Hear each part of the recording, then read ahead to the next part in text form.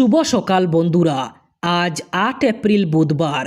আজকের সকালের বরাক তথা সমগ্র আসামের গুরুত্বপূর্ণ খবরগুলি হল: বিধানসভা নির্বাচনকে ঘিরে রাজ্য জুড়ে তুঙ্গে ওঠা নির্বাচনী প্রচার অভিযান শেষ হয়েছে।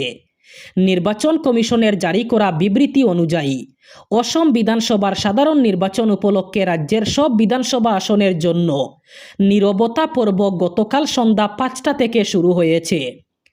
এই প্রক্রিয়া ভোট গ্রহণ শেষ হওয়ার ৪৮ ঘণ্টা আগে কার্যকর হয়। জনপ্রতিনিধিত্ব আইন ১৯৫১ এর ধারা ১২৬ অনুযায়ী এই ব্যবস্থা নেওয়া হয়েছে। এই নীরবতা পর্বে জনসভা, মিছিল সহ সব ধরনের নির্বাচনী প্রচার সম্পূর্ণরূপে নিষিদ্ধ করা হয়েছে। এবার অসমের নির্বাচনী ব্যবস্থা পরিদর্শন করতে আসছেন ৬০টি দেশের প্রতিনিধি। অসমের নির্বাচনী ব্যবস্থা কেমন হচ্ছে তা পরিদর্শন করতে ৭টি দেশের প্রতিনিধিরা অসমে আসছেন।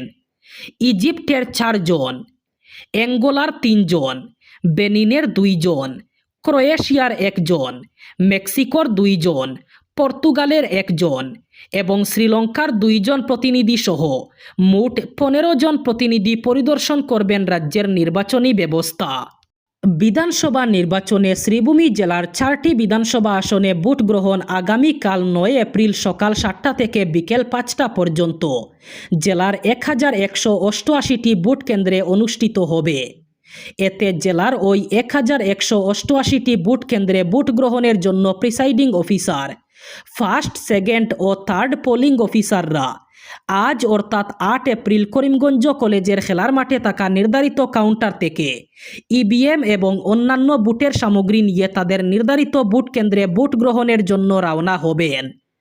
ভোট কর্মীদের ইভিএম ও অন্যান্য ভোটের সামগ্রী প্রদান করতে করিমগঞ্জ কলেজের খেলার মাঠে ৫৫টি কাউন্টার থাকবে। ওই কাউন্টারগুলিতে ইতিমধ্যে পর্যাপ্ত সংখ্যক কর্মী নিয়োগ করে প্রশিক্ষণ প্রদান করা হয়েছে। আগামী ১০ এপ্রিল থেকেই ভারতের হাইওয়ের নিয়মে বড় বদল আসছে। সরকার নিরাপত্তা বাড়াতে ও টোল ব্যবস্থা আরও সহজ করতে একগুচ্ছ নতুন নিয়ম চালু করছে। এই পরিবর্তনগুলি প্রতিদিন জাতীয় সড়ক ব্যবহার করা লক্ষ লক্ষ যাত্রী, ট্রাক চালক এবং দূরপাল্লার ভ্রমণকারীদের উপর সরাসরি প্রভাব ফেলবে। বাধ্যতামূলক আইডি কার্ড প্রদর্শন থেকে শুরু করে নগদ লেনদেন সম্পূর্ণ নিষিদ্ধ করা আরও বেশ কয়েকটি নতুন নিয়ম চালু হচ্ছে। প্রথম বড় পরিবর্তনটি হলো হাইওয়ের টোল প্লাজা অথবা চেকপোস্ট অতিক্রম করার সময় সব যাত্রীদের বৈধ সরকার প্রদত্ত পরিচয়পত্র অথবা আইডি কার্ড দেখানো বাধ্যতামূলক করা হয়েছে। প্রশাসনের মতে এর ফলে গাড়ি চুরি, চোরাচালান এবং অবৈধ পরিবহনের মতো বেআইনি কাজকর্ম কমে যাবে। আরও একটি গুরুত্বপূর্ণ সিদ্ধান্ত হলো টোল প্লাজায় নগদ লেনদেন সম্পূর্ণ নিষিদ্ধ। ১০ এপ্রিল থেকে সমস্ত টোল পেমেন্ট করতে হলে ডিজিটাল মাধ্যমে করতে হবে, যেমন ফাস্ট্যাগ, ইউপিআই, ডেবিট কার্ড অথবা অন্যান্য অনুমোদিত ইলেকট্রনিক পেমেন্ট পদ্ধতিতে। অসমিয়া জাতিকে বাঁচাতে রাজ্যের বিভিন্ন জাতি জনগোষ্ঠীকে একজোট হয়ে থাকার আহ্বান জানালেন মুখ্যমন্ত্রী হিমন্ত বিশ্ব শর্মা। বিশ্বনাথ কেন্দ্রে দলীয় প্রার্থী পল্লবলোচন দাসের হয়ে প্রচারে এক জনসভায় মুখ্যমন্ত্রী বলেন, জাতি মাটি বেটি রক্ষায় রাজ্যের প্রতিটি জাতি জনগোষ্ঠীকে একজোট হয়ে থাকতেই হবে, না হলে বাংলাদেশি মুসলমানরা কুমিরের মতো অসমিয়া জাতিকে খেয়ে ফেলবে। তিনি বলেন, মিয়া আগ্রাসন থেকে অসমিয়া জাতিকে বাঁচাতে চেষ্টার কোনো ত্রুটি রাখছে না সরকার। তাদের দখলে থাকা জমি ছিনিয়ে নেওয়া হচ্ছে। আগামী ৫ বছরেও আরও জমি দখলমুক্ত করা হবে। শান্তিতে থাকতে দেওয়া হবে না বাংলাদেশি মুসলিমদের। বিহালি কেন্দ্রে প্রার্থী মুনীন্দ্র দাসের হয়ে এক প্রচার সভায় মুখ্যমন্ত্রী আবারও বাংলাদেশি মুসলিমদের নিয়ে এই মন্তব্য করেন।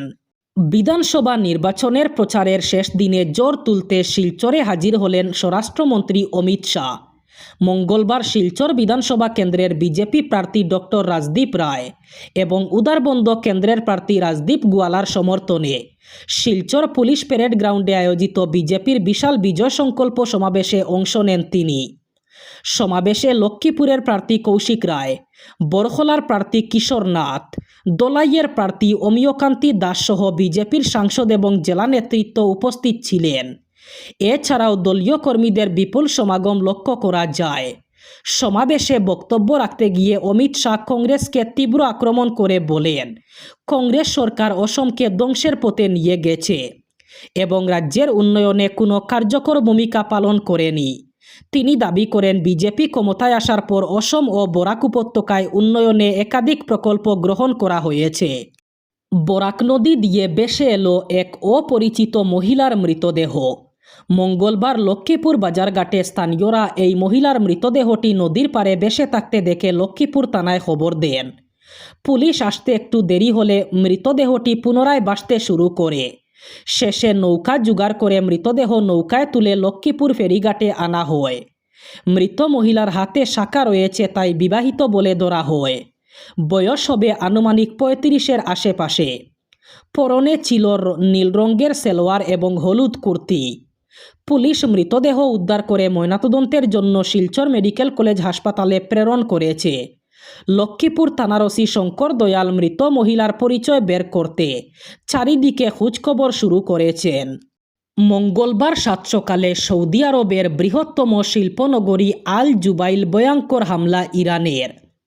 মিসাইল এবং ড্রোন বৃষ্টির মতো জোরে পড়ে আল জুবাইলের আকাশ থেকে। এই এলাকা বড় বড় পেট্রোকেমিক্যাল এবং জ্বালানি সংস্থার জন্য গুরুত্বপূর্ণ। এই হামলার জেরে ইতিমধ্যেই চলা আমেরিকা, ইসরায়েল এবং ইরান সংঘাতে উত্তেজনা আরও বাড়তে পারে। মার্কিন প্রেসিডেন্ট ডোনাল্ড ট্রাম্প হুঁশিয়ারি দিয়ে বলেছেন, তেহরান যদি হরমুজ প্রণালীর নিয়ন্ত্রণ না ছাড়ে তবে ইরানের সেতু এবং বিদ্যুৎ কেন্দ্রে হামলা হতে পারে। পাল্টা ইরান ও অন্য দেশের জ্বালানি পরিকাঠামো লক্ষ্যবস্তু করার হুমকি দিয়েছে। ভিডিওতে দেখা যাচ্ছে বিস্ফোরণের পর জুবাইল শিল্পাঞ্চলে বড় আগুন জ্বলছে। প্রায় 1000 বর্গ কিলোমিটার জুড়ে থাকা এই অঞ্চল 150টিরও বেশি শিল্প ইউনিট রয়েছে এখানে।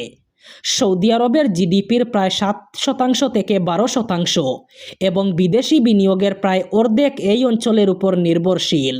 মধ্যপ্রাচ্যের ভূ রাজনৈতিক অস্থিরতা, বিশেষ করে ইরান আমেরিকা সংঘাতের আছে এবার বাংলাদেশে আংশিক লকডাউন। বিশ্বজুড়ে জ্বালানি সরবরাহ অনিশ্চিত হয়ে পড়ায় বিদ্যুৎ উৎপাদন নিয়ে চরম উদ্বেগের সৃষ্টি হয়েছে।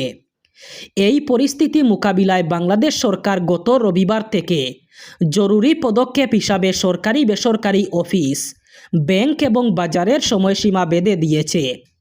সরকারের এই কঠোর অবস্থান বিদ্যুৎ সাশ্রয়ে সহায়ক হলেও উৎসবের মুখে দেশের চলচ্চিত্র শিল্পকে এক গভীর সংকটের মুখে দাঁড় করিয়ে দিয়েছে। জ্বালানি এবং বিদ্যুৎ প্রতিমন্ত্রী অনিন্দ ইসলাম অমিত জানিয়েছেন, বর্তমান পরিস্থিতি বিবেচনা করেই আর্থিক কর্মকাণ্ড এবং বিদ্যুৎ ব্যবহারের মধ্যে ভারসাম্য বজায় রাখতে এই সিদ্ধান্ত নেওয়া হয়েছে। রাজ্যে ভূমিকম্পের কম্পন অনুভূত হলো। মঙ্গলবার দুপুর 2:18 এই কম্পন অনুভূত হয়। ন্যাশনাল সেন্টার ফর সিসমোলজির তথ্য অনুযায়ী ভূমিকম্পের উৎপত্তিস্থল ছিল হাইলাকান্দি জেলায়। সংস্থার তথ্য অনুসারে ভূমিকম্পের মাত্রা ছিল রিক্টার স্কেলে 4.8। এছাড়া ভূমিকম্পের উৎসস্থল ছিল ভূপৃষ্ঠ থেকে প্রায় 5 কিলোমিটার গভীরে। রাজ্যের একাধিক জেলায় এই কম্পন অনুভূত হয়। পাশাপাশি মেঘালয়, ত্রিপুরা, নাগাল্যান্ড, মিজোরাম, মণিপুর এবং বাংলাদেশের কিছু অংশেও কম্পনের টের পাওয়া যায়। তবে এখনও পর্যন্ত কোনো ক্ষয়ক্ষতির খবর পাওয়া যায়নি। এছাড়া এদিন ভোর রাত 3:52 অরুণাচল প্রদেশের পশ্চিম কামেং এলাকায় ভূমিকম্প হয়। তার আগে রাত 12:53 মণিপুরের চূড়াচাঁদপুরেও কম্পন অনুভূত হয়েছে। এবার বরাক উপত্যকার 3 জেলার আজকের আবহাওয়ার খবর। আজ 8 এপ্রিল বুধবার বরাক উপত্যকার 3 জেলায় হালকা বৃষ্টির সম্ভাবনা। আজ শিলচর কাছাড়ে সর্বোচ্চ তাপমাত্রা থাকবে 29 ডিগ্রি সেলসিয়াস এবং সর্বনিম্ন তাপমাত্রা থাকবে 19 ডিগ্রি সেলসিয়াস। শ্রীভূমি করিমগঞ্জে আজ সর্বোচ্চ তাপমাত্রা থাকবে 29 ডিগ্রি সেলসিয়াস এবং সর্বনিম্ন তাপমাত্রা থাকবে 19 ডিগ্রি সেলসিয়াস। একইভাবে হাইলাকান্দি জেলায়ও আজ সর্বোচ্চ তাপমাত্রা থাকবে 29 ডিগ্রি সেলসিয়াস এবং সর্বনিম্ন তাপমাত্রা থাকবে 19 ডিগ্রি সেলসিয়াস। এই ছিল আজকের সকালের গুরুত্বপূর্ণ খবরগুলি। ভিডিওটি অবশ্যই লাইক করবেন এবং চ্যানেলটি সাবস্ক্রাইব করবেন।